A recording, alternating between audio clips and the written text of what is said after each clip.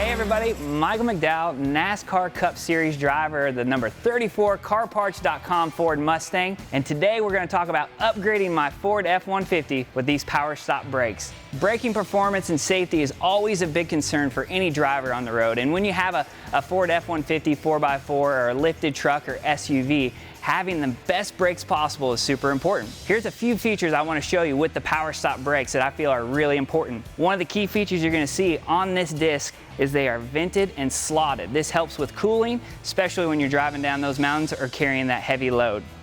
The red painted calipers not only look good, they look awesome, but they also prevent rust, and that's a big part of making sure that you have brakes that last a lifetime. And last but not least is the ceramic coated brake pads.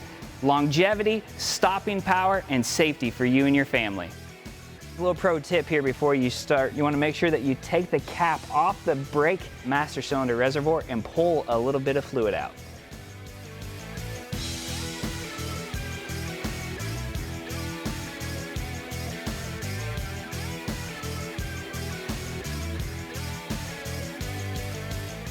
All right, so we're finishing up this install of these PowerStop shiny red brake calipers, rotors, and pads. Really excited about how it turned out. A few tips that I want to give you guys before you get back on the road.